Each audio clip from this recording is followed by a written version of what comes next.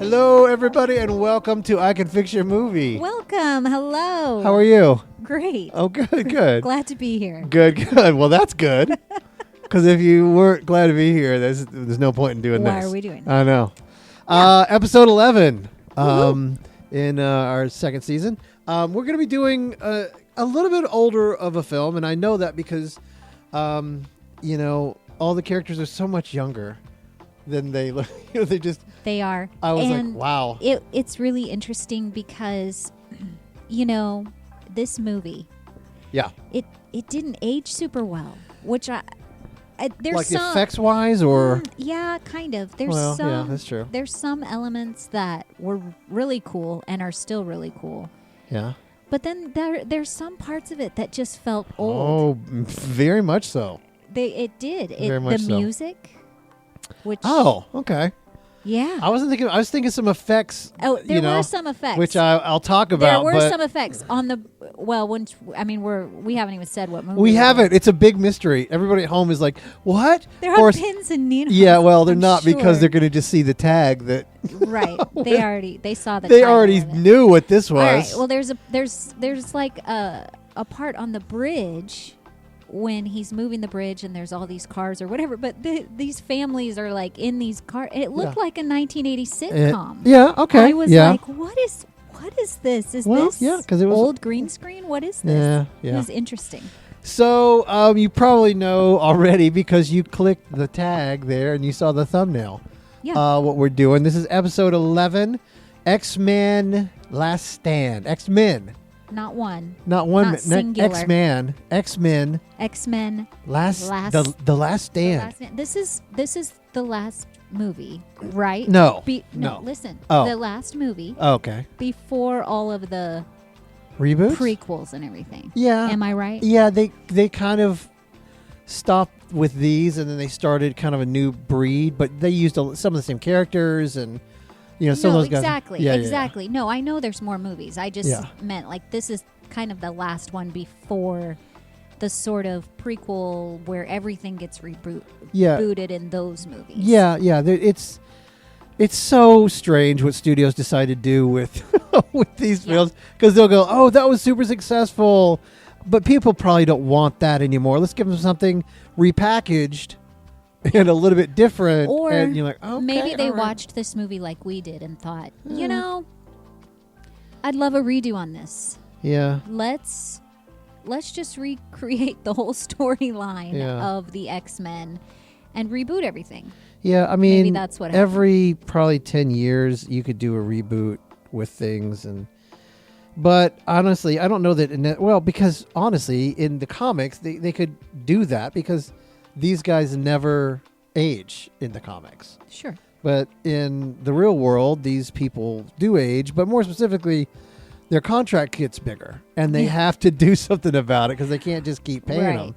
Right. So that's I think, the bigger issue that happens. But anyway. Yeah. So here's the deal. Let's do a quick summary. It's probably been a while since you've seen this film. Yeah. It's been a while since I saw. I mean, I remember a lot of it. For those of you that haven't seen this a while, this is X-Men: The Last Stand. What happens is there's this discovery of the cure. The cure for being a mutant, and it turns out that it is a mutant. Yes. And it's Leech is this character's name. Which they never... Do they say that in the film? No, I don't think we just know that from the comic. I know that from seeing the file that he opened up. Oh. Yeah, it was right there written on the file. I guess I missed that detail. I'm pretty sure there is this character, though. I don't remember it fondly or anything, but I think the character does exist. So he is a mutant. He's a mutant. That when you're around him as a mutant, he takes your powers. Yeah, your powers are no longer existent. Yeah, he's a true leech.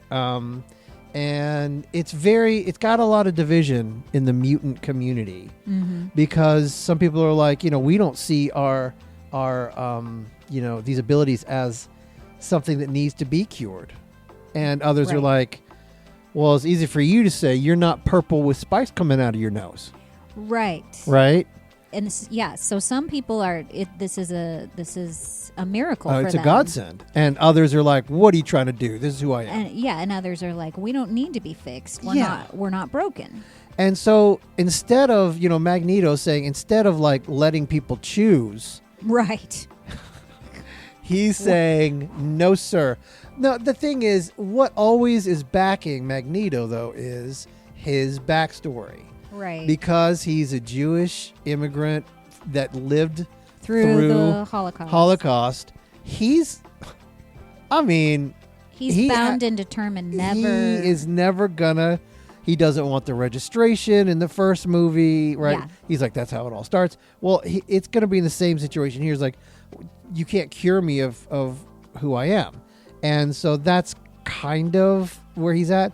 But others are like, but you just get to walk around and have omega power, right. Metal bending powers, but I can't do that. I literally am on fire. Right. My skin is on fire. Everyone I touch dies. Yeah. I So spit toxins and I smell like. Right. It's easy for him a to, toilet. to say, don't repress me. When somebody else is like really dealing. When somebody else they're really is dealing like, with it. Look, I can't live a normal life. Right. So Professor X, he's struggling to maintain the peace. Magneto, he's then rallying all these people against the cure. And then there's this other story. I think they intended it to be the B plot, but it's another A plot. Yeah. It's just as big there. Jean Grey, she comes back because she died. In the sequel. She died in the previous movie. But what's happened is she comes back, and we find out that really what's happened is her power saved her from dying, and her power is so strong, right, and truly limitless. I mean, she's probably the most powerful mutant that exists. The true on the nature of her powers kind of got unlocked. It got unlocked because the thing is, as she was kind of going through the whole growing up phase, she had this other personality that kind of splintered from her personality, which we'll get into because that is actually nothing like what it should be. Not but her origin story. Yes, this is the story. This is the summary. It turns out it's like, it's just like another personality called the Phoenix, and the Phoenix is all rage and powerful. Professor and blah, blah. X, when she was young, had kind of parsoned out, stifled he this put boundaries, part of her. borders in her mind. Right. He kind of, he's kind of imprisoned this Phoenix part of her. Right. He suppressed it in her mind. In part of her brain, to where she doesn't. Right. She doesn't have access to those powers. Because the Phoenix Force puts everyone at risk, even her. Right. Yes. So he's trying to help her. And he even admits, he's like, it's the lesser of two evils. He's like, of course it was wrong. Of course it was wrong for me to do that. But of course, her power is so powerful. Yeah, she would have destroyed the Earth. She could have annihilated everyone. Yeah, and so that's the problem. I mean, the Earth would have been just a husk, and she would have been floating around. All right, I'm going to go to the next planet and blow that up too. Right. So they're trying to navigate all these very difficult things. And all the threats, and we're meeting new mutants. There's Kitty Pryde, there's the Juggernaut, there's all these different characters that are being pulled in, and it's escalating to a big conflict to basically find this leech. Right. And they, Magneto wants him and the Brotherhood to destroy him, kill him. Right. They want him dead. Because how dare he? Yeah. Be a mutant. Right. How dare he do that? Which is so against everything that he is absolutely anti what Magneto stands for, but apparently whatever. Right. We're not going to deal with that. Not going to talk about that. So anyway, at the end, they confront the Magneto and the Brotherhood along with Phoenix, who has joined them. Yeah. Right. Well, because has she? Yeah. Well, technically, yes. I mean, she just kind of we'll talk about it. Don't go there yet. Don't go there yet. But yes, she was a watcher basically for the whole thing. Yes, and they have their big standoff. They have their big fight at the end, and it's the Brotherhood against people standing with the X-Men. Yeah, they're standing together, and it basically the thing is, the film ends with everything kind of altered. Right. You know, there's an altered future, but we don't know what it is. Like it kind of just stops. It kind of, which we'll just kind of we'll talk about again at literally it's the last point. We got to figure that out. Yeah. But also there's like these key deaths that happen. There's so many. I mean, Charles dies. Yep. Scott Summers. Yep. Cyclops dies. Yep. Jean Grey dies. Yep. It's like these, you know, three of Mystique loses her powers. She's out of the picture. You know, Magneto has lost his power, but he shows, I can wiggle a chess piece. So he's it's coming back, yeah. So there's all these things are just kind of looming, and there's a huge ethical dilemma in this film of like, what is the cure and what does it mean? But they didn't really answer any of those things. No. You know. So we we're don't just even kind know. of, We don't know what happened to the boy. Yeah. We don't. Yeah. Yeah. Well, we saw the boy. He went up and hugged Storm at the end, and she was like, "Oh, hey, welcome to the thing." That's him. That was him. Yeah, he just had a little bit more hair. You didn't realize that? What? Y'all. You just realized? I didn't know. You just didn't know. It's all right. Gosh. He's living in the house now. But every time he has class with somebody, they're like, "Oh man, right. Put that dude in the corner." We can't. Yeah. No examples here. Well, you know what, man? If he's just a little bit older, he could have gotten, dated Rogue. That would have been cool. Oh, stop! Why? Why didn't they make that a point? I don't know. Come on, he should have been a little bit older. And they could have dated Rogue, and then Bobby could have been with Kitty Pryde, Kitty, which that was a weird BBC plot. I don't. Yeah. What was happening there? There was Because no reason for that. Well, they had to make Rogue jealous to make her drive give her her away. Motivation Yeah. for. Yeah. Okay. Yeah. All right. Let's dive in. Yes. Okay. So, what did we like? Well, I liked some of the New Mutants that were there, and I liked the powers. I mean, seeing Kitty and Juggernaut, which Right. I think technically, if I'm remembering correct, if I'm wrong, let me know. But I'm pretty certain that Juggernaut actually isn't.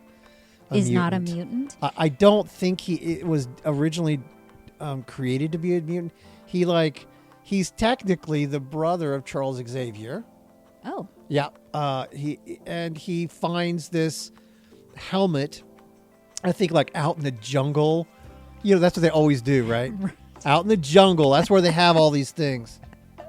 So he finds this relic. Yep. Got it. And he puts the Juggernaut helmet on, and he's just able to crash through things with his momentum. He's not able to be stopped.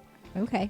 So I like those characters coming in, but Yeah, I think to really think about what I liked about the movie, I have to remember the first time I watched it, because really there was kind of an excitement of seeing these characters that you had read in the comics. Now you're seeing them come to life on the screen, and I think the first time you watch it, that's really cool.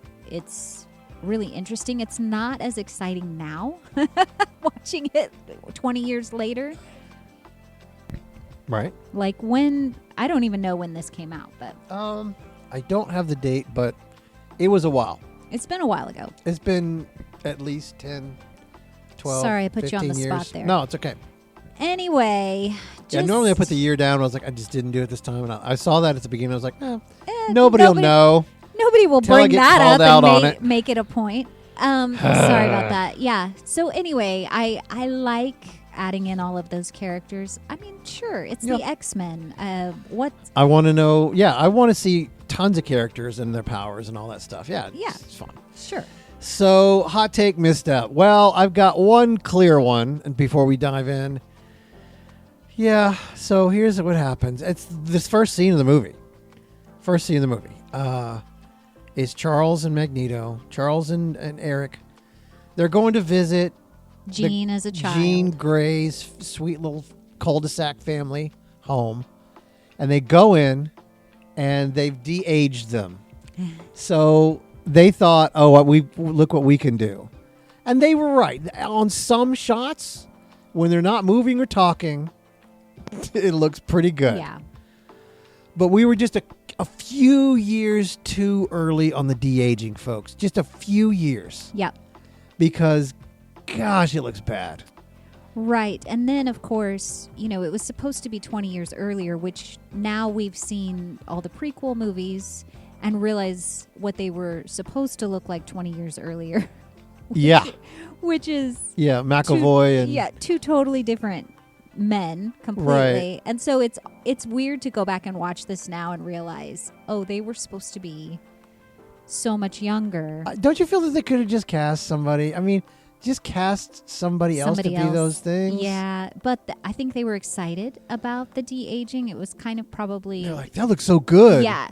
At the time, it probably... Does it look Yeah, at the time, it probably did. It was kind of, new and a breakthrough. But it wasn't great. Not good. You got anything or... Well, yeah. I mean, I have...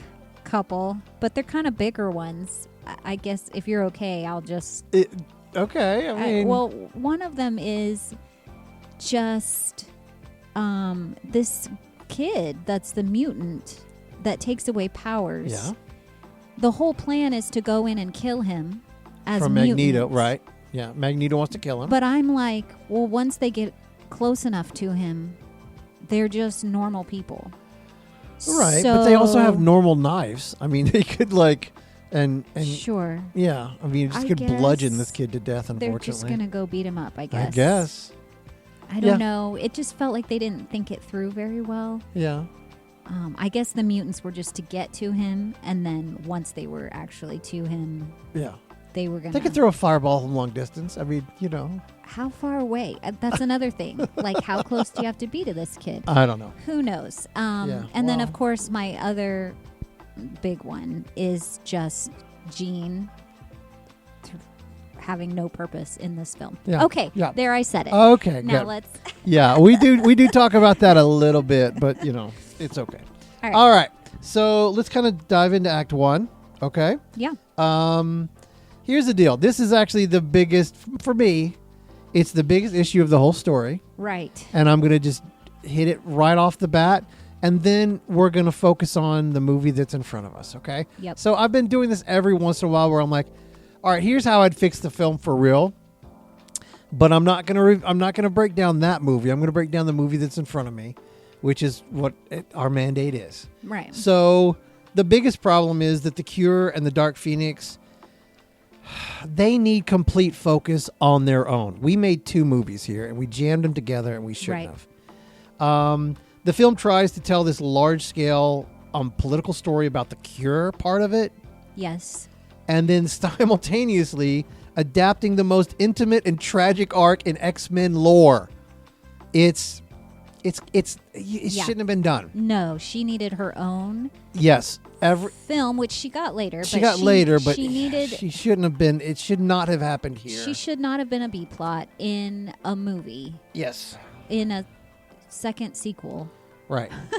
It was not the place to address her Each character. storyline demanded full emotional and thematic attention, but they diluted each other completely. The Cure needed to be debated and worked through, and I mean, there's a lot of issues with The Cure that they didn't even answer. Yeah. That they should have answered. Exactly. What is this cure? What is it? And what does it really truly mean? And the Phoenix story is this tragic, frustrating story because the girl that's trapped in it, Jean Grey, is really, she's brilliant and wonderful. And sweet and caring. And caring and loving and she's loved. And loved, exactly. Yeah. But neither one of them got any kind of room to breathe at all because they were just layered on top. So basically, it just left Jean Grey out there not having really much of a story. She just hung out most of the film. Well, yeah. I mean, she killed people and stuff, but like she didn't really have purpose. But again, we're going to talk about that a little bit later. But it should have been 2 different films. Yep. So for the fix, that's the fix. That's the fix. Make the cure a primary external conflict. And then the Phoenix is you can let the Phoenix simmer. Maybe it's this undercurrent that we can follow up with the next movie. The Phoenix could be, the voices in the dark, right? That are hearing it. Scott is like, what is... Right. Right? And then we don't necessarily see it until we're setting up for the next film. And that could have been its own thing. So that's really the fix. But unfortunately, that's not the film we have in front of us. Right. So let's go on as if the Phoenix and the Cure are part of the film, which they were. Let's just try to do that. Here's what we got. Cyclops. Oh gosh. Oh man. Well, yeah. Cyclops. What in the world? Were you like... Yes. James Marsden, an Oklahoman, by the way. That's right. Good old Okie boy, which we now know. Set in stone. Set in stone. He's this from Oklahoma. Amazing Okie boy. He's just brooding and angry, and he's got some cool lines. Some of us don't heal as well, as quickly as you do, Logan. Yeah, it's a great line. Great line. Yeah. But he's just brooding and angry. I think he has like 4 lines in the whole movie. Yep. Goes out to the lake, and then off screen he dies. What? Yeah. He does not deserve an off screen death. Number 1. Well, it's supposed to be a little bit mysterious. We all know. Yeah, we all know what happened. We know he's dead, but he is the emotional anchor of Jean Grey's arc. And he just is like, boop, he's dead. It's almost like they just needed to get him out of the way so that they could have this like inner turmoil with Logan. With Logan, right. But that's frustrating because Logan was not... He's not Jean's. He's not her boo. Yeah. What? He was not he's her the anchor. He's the side dude. So killing off Scott in the first 10 minutes of the movie. Yeah, boo. I just felt like was a big mistake. That's right. His death has no build to it, no weight, no narrative payoff at all. And it really didn't, yeah, exactly. It didn't affect the story moving forward other than giving Logan the primary role of trying to fix Jean. Right. So, for a fix, look, I'm going to talk about it for this one and kind of talk about it for kind of going into Act 2. You keep Cyclops around, okay? You don't kill him off. You can, incapacitate him. You put him in, seriously injured. She thinks maybe he is dead. He's, bleeding out. And that's why Professor X is like, you've got to get to Alkaline Lake. Get to the lake, yeah. Save him. And so they bring him back. They're like, I don't know if he can be healed. We think he's dying. Right. Okay. That works for me, man. Sure. That totally works. But in the end, he's got to be able to come back to stop Jean. Right. He's got to be there at the end to basically try to kill off the woman that he loves. Yeah, and exactly. Having Logan do all of that and be the one that's in love with her and having the inner struggle, it just felt wrong. Right. That was not his place. It wasn't his relationship to do that. So, it was Scott's. Yeah, and so imagine throughout the film where Jean is trying to fight back for control from the Phoenix, but see, she's got all this guilt that she killed her boyfriend. Right. She's like, I killed Scott, and it's like, forget, Yeah. Don't think about that. Let me just take over, and you won't have to feel that. Right. Right? And she's like, okay. Right? Mm-hmm. That's the tragic parts. Right. Exactly. Is this person that's being taken over because the fury and the power of this cosmic force, right? Right. That's the thing. So, which, by the way, is the actual story. Right. And we'll get to that part of her whole thing, but yes, it was silly. But anyway, all right, Act 2. Okay, here we go. We jump back in after Cyclops is killed off. Then we kill off Professor Xavier. Yeah. And what's happening? Yeah, here? Killing off the main characters. What are we doing, guys? Look, it does show stakes are involved, and I get that. I understand why movie people do that. And I understand why writers do that. But this is too much, man. It- It's just too much. You can't kill Professor X. Yeah, you're literally taking away the whole reason we're in the reasons we're interested in the movie. Right. Now, he does officially come back in somebody else's body, but that's just a cop-out. I think that's the silliest. Right. I hate when they do that kind of stuff. He's not really dead. Look, she is powerful enough to straight up lock up Professor X's mind, and he has to battle through. Like, he's in a coma that, like, and Right. I know they kind of did that with, in the first one where he's Right. like, he's kind of knocked out, but this is different. He could be literally, she could have literally transported him to another dimension. She's got this cosmic power in her.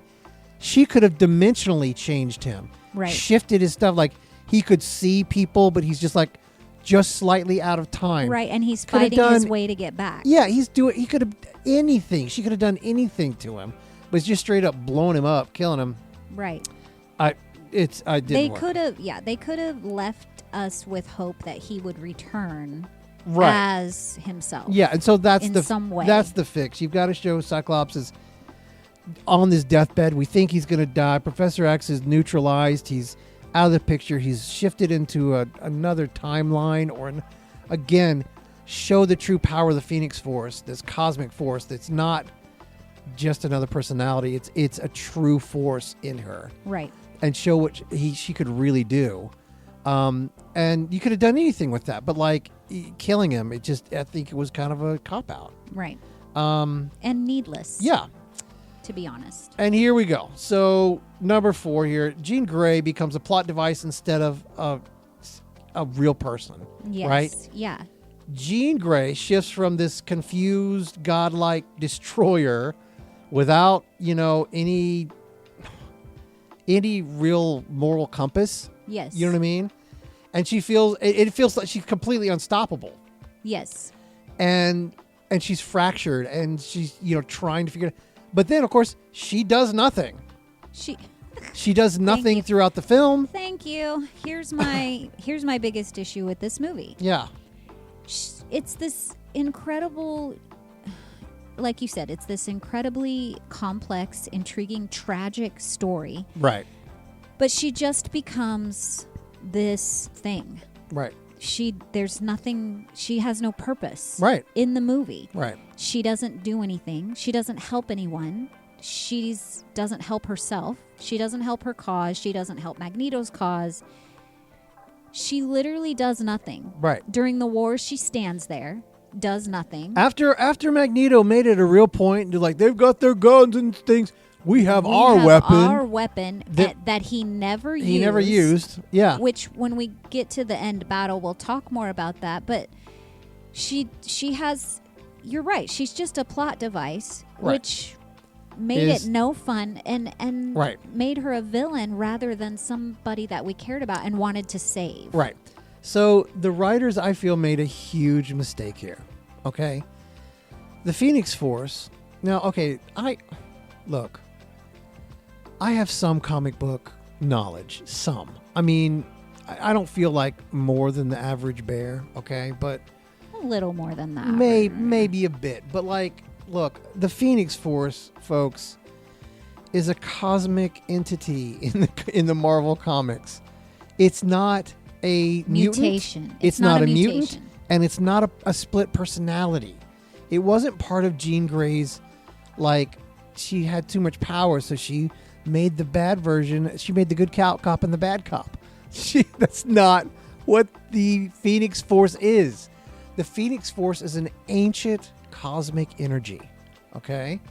And they put it in as this kind of MacGuffin that moved things along, but didn't really have any real force or power at all. I mean, Jean Grey... Well, it was powerful, but...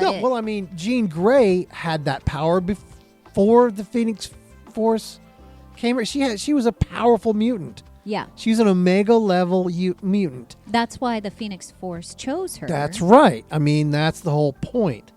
So, to me, the Phoenix became just a spectacle instead of the tragic story that is supposed to happen.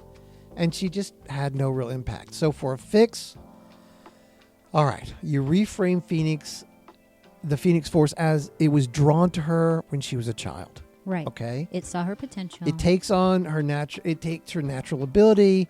It gives her the cosmic power, but she's really young. She doesn't understand what to do with it. Charles understands this, and he, barriers her mind, right? He blocks that off. Mm-hmm. But it is a cosmic force. And every time she uses her powers, the wall starts to break a little. Mm-hmm. You start seeing cracks. You show flashbacks of whenever she's younger, she's using it in different battles, and the Phoenix Force starting to break out. Just a little bit. Just Right. a little bit here, a little bit there, a little bit here. And you know that it's inevitable, and it's going to happen, and it's just this ticking bomb. Right. Right? Right. And now the Phoenix isn't this random destruction, right? And an onlooker. She's the consequence of this cosmic force awakening in her. Right. Right? Yeah. That's where we go with it. That's where we take that. Yeah. I love it. So there you go. That's a great fix. Next one, Magneto's ideology is to me it's just too simple. He's so much more thoughtful than how they portrayed him in this film. Yeah, he was just basically, it was reactive. I think that's fair to say. It was reactive, but also he wasn't thinking strategically or in any complex way. It was just everything was black and white. Everything was right or wrong. Right. There was no in between. There's no room for it. Right. And the only place where you kind of saw that he had some middle ground was his feelings towards Xavier. Right. But even then, he admits, he had to die for. I'm sad that he died, but he had to die for our plans to move ahead. So, yeah, he was just really simplistically we're just going to go and we're going to kill. Right. I agree. Which, it wasn't like him. It wasn't Magneto-like. Right. Yeah, I see him as the guy on the other side of the chessboard. And he just looked like he was playing marbles. It didn't... Or Battleship. Yeah. Yeah. Just trying to take things take out. Shots and it doesn't. The movie doesn't fully let him articulate the way he really truly is, and it doesn't let him really flesh out the cure of what it will really mean to the world and to mutants. Right. He could have been. He's just reactive instead of prophetic. He's predicting the end. Yeah. But it never plays out because it never has a chance to do anything because he's attacking everything. Right. And instead of trying to show that or prove that, his theories are correct, he's just trying to kill and attack and kill anything that gets in his way. So for a fix, we give Magneto the strategic plan. Yeah. He's a planner. He's a thinker, and he's got these really cool things to try to figure this out. Mm-hmm. And he has a grander plan because in the comics he does. Yeah. He wants a whole another civilization, Right. A mutant state. Yeah. Kind of a thing. Yeah. And he's not just attacking the facility, he's trying to expose the cure's weaponization to the world. In the fix. The fix. Yes. He's not just trying to kill the kid, kill the mutant. Right. He's like, look, I'm going to show you that they've weaponized this cure. Right. Show I'm the people. I'm going to prove to you that we don't have a choice. They're shooting it at us without us having a choice. Right. Because that shows the world, wow, that's not really right. And then it galvanizes the mutants behind him. Exactly. His mission should try to be getting people on his side to see his point of view. Yeah. Not just villainizing himself so that the world hates him. Right, because that doesn't help him. That's right, because then the conflict isn't now it's not the villain attacks the lab to try to kill a boy. It's a mutant civil war over identity and survival. You know what I mean? And and right. And exposing, who's right. Yeah. Yeah. And exposing it all. Yep. Act 3. Let's do it. Act 3. The problem here is the final battle is it's a spectacle without any kind of emotional resolution. Now, I know when you were watching this, you're like, okay, hold on. The bridge. What? I did. Okay, so I guess I didn't realize that there was a huge army that he's bringing across. And so when they're like, how are we going to get over to Alcatraz? And he's like, don't worry, guys, I'll take care of it. He goes to the Golden Gate Bridge and literally like breaks the bridge in half and moves it. And Right, I was right. like, wait, this is his plan? He's the metal guy. That's what he wants We're to not gonna commandeer a ship. We're going to break apart do. Yeah. the Golden Gate Bridge. Again, just destruction for no reason. Yeah. Well, he's the metal guy. And, okay, so And I think it was kind visually, of a cool. visually, it was cool. It was kind of cool. And I think that was the whole point. But it was totally and completely unnecessary. Yeah. Again. Well, to make a bridge, when they showed it, it also made a bridge to the land. But the thing is, the mutants were already on the bridge. I was like, well, you could have just. They were all on the bridge already. You really could have just everybody could have got on a car. Yeah. Get in the cars, folks. Or several cars. I'll just Yeah, fly right. you I'm over. going to fly you all over. With my metal flying powers. No, but I want to destroy a whole bridge to make a point. To make a point, here we come. Here we are. Right. And then it was just I don't know, to me the battle just didn't seem. It wasn't really epic at all. No. I mean, it's kind of chaotic. They had so Magneto's like flying cars up in the air, and then Torch, is that his name? Pyro. Pyro. Sorry. Torchy, flame. Torchy Flame Man. Sparky, boom, boom. Yeah. Thank you for that. I was hoping you would say that. Sparky, boom, boom, man. Yeah. He is Also known as Pyro. Go ahead. lighting these cars on fire.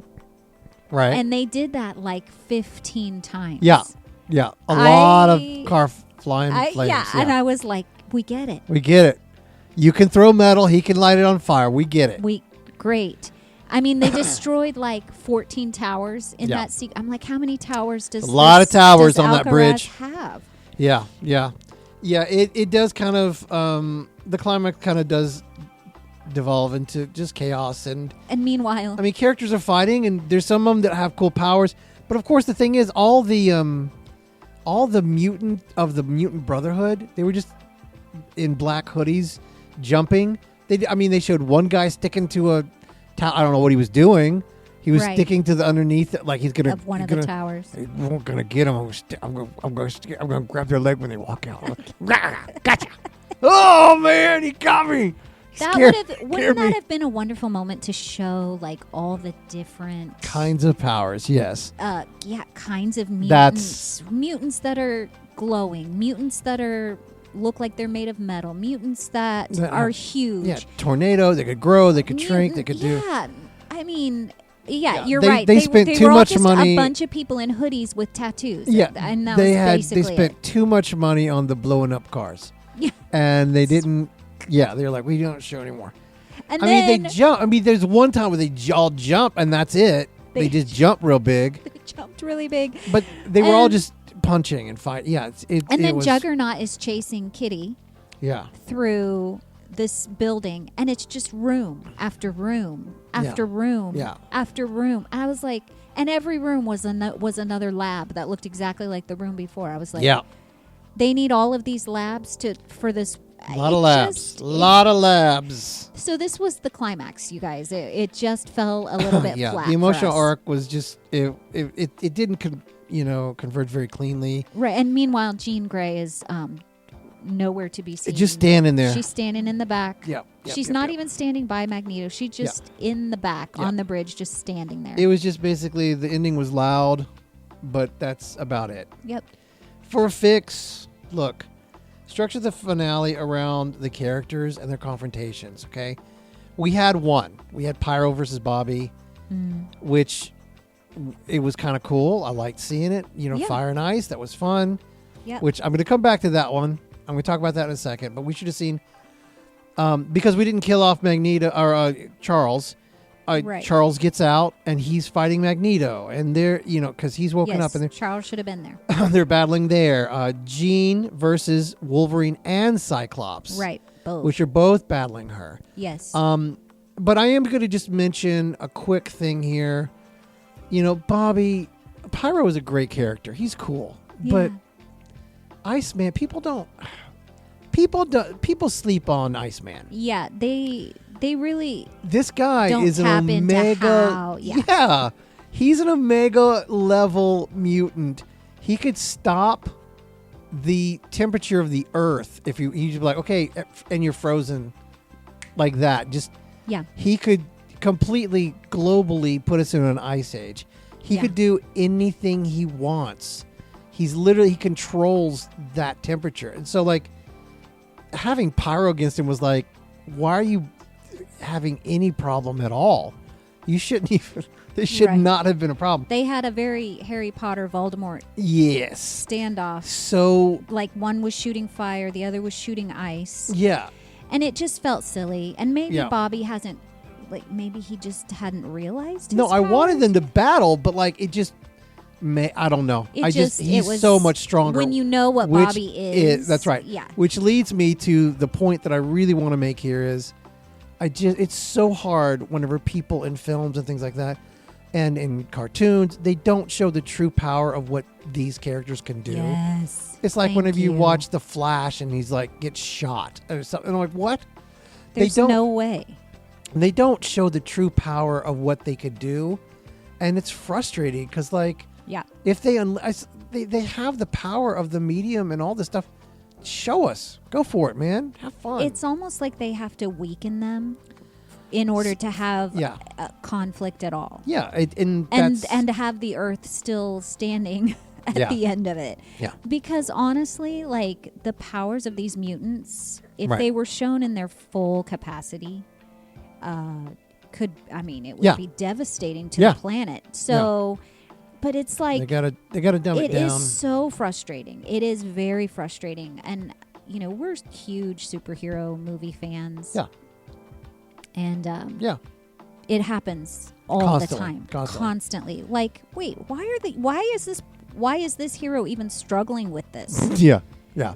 They could snap Jean Grey could have snapped her fingers and the war would have and she's all of the just people. standing on the bridge. It just watching, doesn't yeah. make any sense. Yeah. It's frustrating. Yeah, so then the climax becomes if we put these heroes against each other, against their natural matched villains, it becomes more honestly intimate, and in some cases very tragic, and not just explosive, right?